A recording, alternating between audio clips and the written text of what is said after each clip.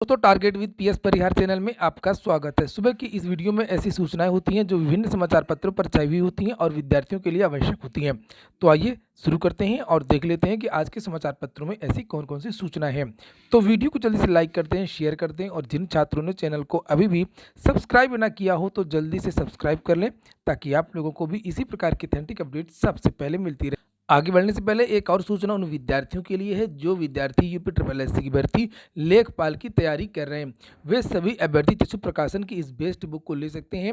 ग्राम समाज एवं ग्राम विकास की ये पुस्तक है। 1100 से ज़्यादा महत्वपूर्ण प्रश्न इस पुस्तक में दिए हुए हैं जो परीक्षा में पूछे जा सकते हैं और इसी पुस्तक में 2 शॉर्ट पेपर भी हैं जो परीक्षा 2015 में हुई थी लेखपाल भर्ती के लिए काफ़ी अच्छी पुस्तक है। जैसे आप लोग यहाँ पर देख सकते हैं पूरा का पूरा जो सिलेबस है लेखपाल का वो इसमें कवर किया गया है, चाहे वो उत्तर प्रदेश राजस्व विभाग, भूमि वर्ग माप इत्यादि से संबंधित क्वेश्चन हो, चाहे वो कृषि विकास एवं भूमि सुधार के क्वेश्चन हो, चाहे वो महत्वपूर्ण योजनाएं हो, जो कुछ भी पूछा जाता है लेखपाल भर्ती में सब कुछ इस पुस्तक में दिया हुआ है। केवल ग्राम विकास एवं ग्राम समाज विकास ही नहीं, इसकी संपूर्ण गाइड भी आती है अलग से और इसका प्रैक्टिस सेट भी आता है।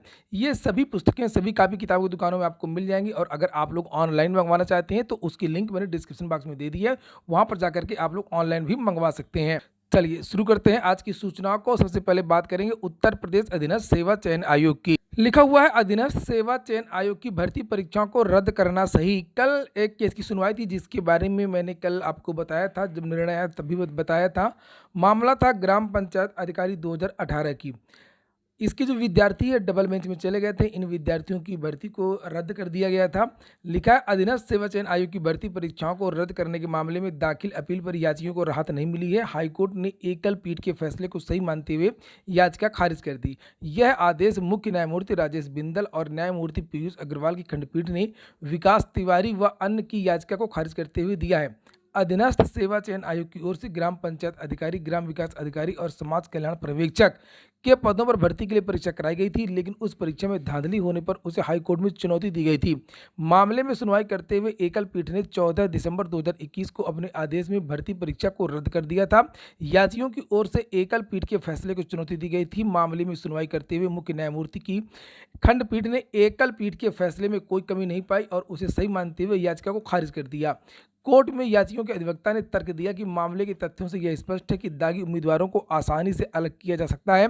याचिका के अधिवक्ता ने अपने पक्ष में सचिन कुमार व अन्य बनाम दिल्ली अधीनस्थ सेवा चयन बोर्ड के मामले में सुप्रीम कोर्ट द्वारा दिए गए आदेश का हवाला भी दिया था। व्यापक गड़बड़ी व भ्रष्टाचार की वजह से इस भर्ती को अब पूरी तरीके से रद्द कर दिया गया है। अगली जो सूचना है वो है उत्तर प्रदेश लोक सेवा आयोग की।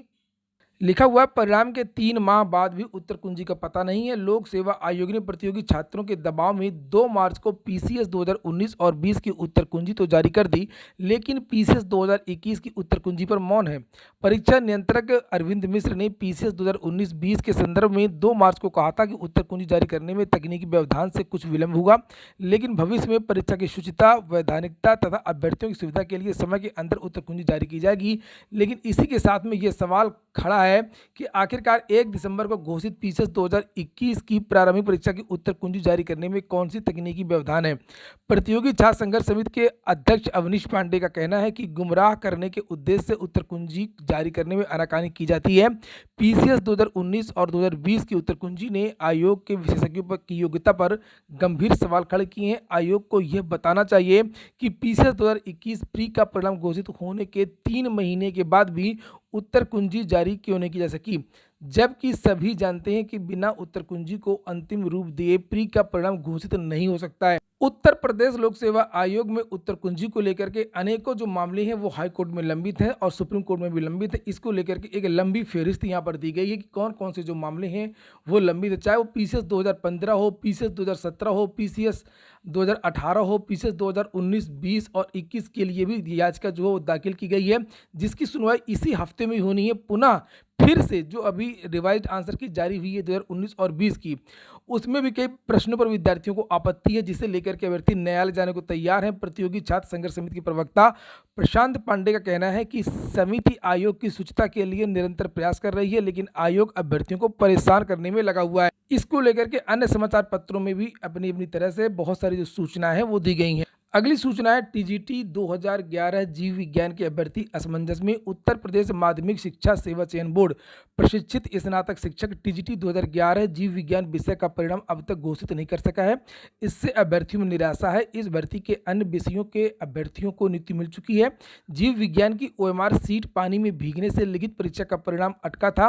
गठित एक कमेटी जांच पड़ताल करके परिणाम तैयार करने की राह समझा करके परिणाम घोषित करने की संस्तुति चयन बोर्ड से कर चुकी है, फिर भी परिणाम अटका हुआ है। तो ये एक पुरानी भर्ती है जो अभी तक लटकी हुई, अभी तक पूरी नहीं हो पाई है। वहीं पर अगर हम नए विज्ञापन की बात करें तो अगर सरकार यही रहती है तो इसका जो विज्ञापन है वो अप्रैल के महीने में जारी हो सकता है, अप्रैल या मई के महीने में। लेकिन अगर ये सरकार बदलती है तो फिर इसमें बहुत देरी लगेगी, क्योंकि बहुत ज़्यादा जो सदस्य हैं वो इस महीने रिटायर होने वाले हैं, कुछ पहले ही रिटायर हो चुके हैं और फिर से एक नया बोर्ड बनेगा। उसके बाद में फिर भर्ती की कार्रवाई फिर से शुरू होगी। तो कुल मिलाकर के कम से कम 6 महीने बाद ही टीजीटी पीजीटी के जो है वो नया विज्ञापन जारी होगा। क्योंकि बहुत सारे विद्यार्थी लगातार ये पूछ रहे थे कि सर जो टीजीटी पीजीटी के जो विज्ञापन है वो कब तक आ सकता है, क्या चुनाव बाद आ जाएगा? तो ये डिपेंड करता है सरकार बदलने पर या सरकार स्थिर रहने पर, ये देखने वाली बात होगी। लेकिन लोक सेवा आयोग की भर्ती में ऐसा नहीं लगता कि जो एलटी ग्रेड की भर्ती आनी है उसमें ज़्यादा दिक्कत होगी। लोक सेवा आयोग में बदलाव की संभावना कम है। लोक सेवा आयोग की जो भर्ती है एलटी ग्रेड की वो आ सकती है। लेकिन टीजीटी पीजीटी और यूपी ट्रिपल एससी इन दोनों भर्तियों में तो इन दोनों चयन बोर्डों में बड़ा बदलाव होगा। अधीनस्थ सेवा चयन आयोग एक तरीके से भंग होगा और पूरा का पूरा कर्मचारी, स्टाफ, अध्यक्ष, सदस्य सब कुछ उसमें बदला जाएगा, परीक्षा नियंत्रक इत्यादि। और बदल ही दिया जाए तो अच्छा है, क्योंकि वो वैसे ही 5 साल उसने कुछ भी नहीं किया है। अगली सूचना है चिकित्सा विभाग में 2763 पदों पर होगी भर्ती। लखनऊ उत्तर प्रदेश में 6 मेडिकल कॉलेजों में स्थापित किए गए सुपर स्पेशलिटी ब्लॉक का जल्द संचालन शुरू होगा। सुपर स्पेशलिटी इलाज की सुविधा मिलने से मरीजों को बड़ी राहत मिलेगी और इसके लिए प्रोफेसर, एसोसिएट प्रोफेसर व असिस्टेंट प्रोफेसर के साथ साथ रेजिडेंट डॉक्टर और पैरामेडिकल स्टाफ के कुल 2763 पदों का सृजन किया गया है। चुनाव आचार संहिता समाप्त होने के बाद में भर्ती प्रक्रिया शुरू करने पर मंथन किया जा रहा है। आगे लिखा हुआ है कि प्रमुख सचिव चिकित्सा शिक्षा आलोक कुमार की ओर से पदों का सृजन का आदेश जारी कर दिया गया है। जिन 6 राजकीय मेडिकल कॉलेजों में सुपर स्पेशलिटी ब्लॉक संचालन के लिए पदों का सृजन किया गया उसमें राजकीय मेडिकल कॉलेज मेरठ, राजकीय मेडिकल कॉलेज गोरखपुर, राजकीय मेडिकल कॉलेज झांसी, राजकीय मेडिकल कॉलेज प्रयागराज, राजकीय मेडिकल कॉलेज आगरा, राजकीय मेडिकल कॉलेज कानपुर इत्यादि शामिल हैं। इसके बाद अगली जो सूचना है वो एसएससी की है। लिखा है एमटीएस 2020 पेपर 2 के लिए 44,680 सफल।